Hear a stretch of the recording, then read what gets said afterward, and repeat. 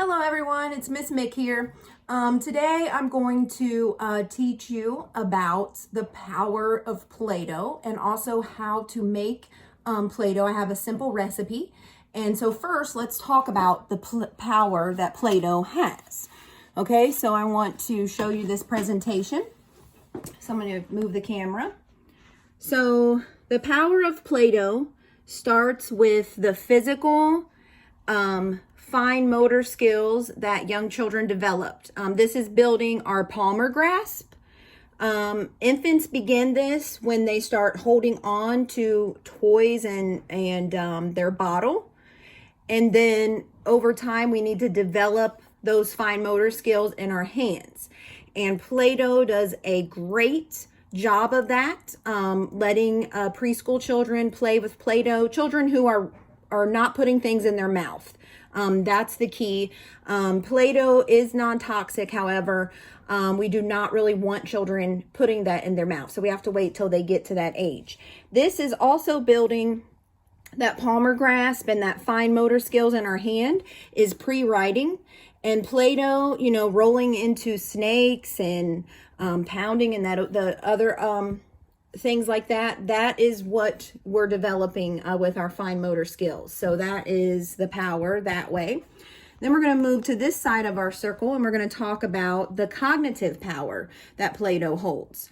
So when you cook with children, so when you're cooking a recipe of Play-Doh, children are reading the recipe, they're measuring, which equals math, they're turning a water mixture into a solid, which is science, and a chemical change. So it holds cooking the actual recipe with children creates this.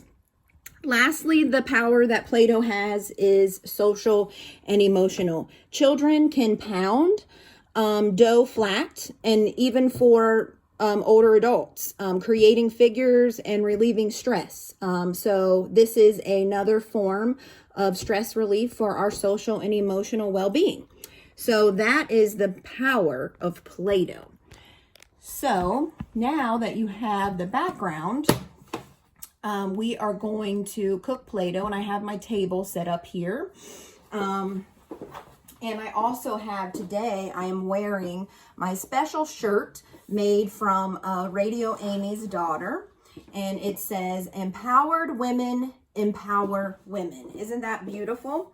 And the proceeds go to help a charity. So, during this time, I thought that's what I'm going to do. I'm going to buy a shirt that goes to something. I've also donated to a local soup kitchen. So just some things to think about. Okay, so first and foremost is the recipe. So I'm going to show you step one.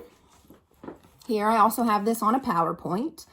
So as you can see, step one is to, hold on here, there we go, it's getting too much light in the back there. So step one says, now this is called Kool-Aid Play-Doh, and I'll get to the Kool-Aid step here in a minute and kind of give you some feedback. You do not have to use Kool-Aid brand, and it is the non-sugared powder. So first of all, we need 1 cup of flour, half a cup of salt, 3 teaspoons of cream of tartar. This is optional. It is a preserving agent. So if you cannot find that at your grocery store, you can skip the cream of tartar and then your Play-Doh won't last as long. But if you're going to let it dry out and keep the shape anyways, then you wouldn't need that. 1 cup of water, 1 tablespoon canola oil. So I have our dry ingredients first, then our wet ingredients, and then we would add the 1 package of Kool-Aid. Now, sometimes you can't find these, and like I said, I know there's another brand like Weiler's. You would use 1 packet. It gives it the color and the smell, and it doesn't stain your hands like the liquid food coloring does. But if you have liquid food coloring, go for it, okay? Use that. So, this is black cherry and then lemonade. So this is going to give us a reddish purple look. Then the lemon is going to give us the lemon smell and a yellow. And then this will be blue raspberry lemonade. So this has a great smell. It doesn't stain. It's great to use these with kids. The non-sugar cheapy Kool-Aid or off-brand, whatever.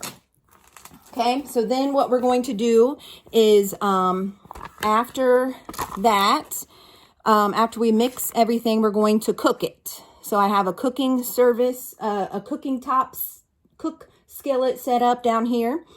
I have my table is empty so that I could actually have children help me. And then after the liquid, so it'll go into the skillet as a hot liquid, and then we're going to stir. And then as the liquid begins to dry up and the color, we start seeing the shininess in the dough changing.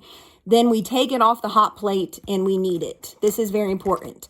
It's really great building your fine motor skills, playing with the warm Play-Doh. It only feels like that for like 20 minutes, and then it will be Play-Doh. So just be prepared for that, okay? And then the other thing that I want to share with you all is that you want to have your stuff set up, okay? So when you're going to cook with kids, you have all of the things that you're going to need. You have it out, it's ready. I got my pitcher of water, I have my hot plate, I have moved things around so that, you know, safety first. So that's what you want to think about, okay? So the next video, video 2, is going to be actually cooking the Play-Doh.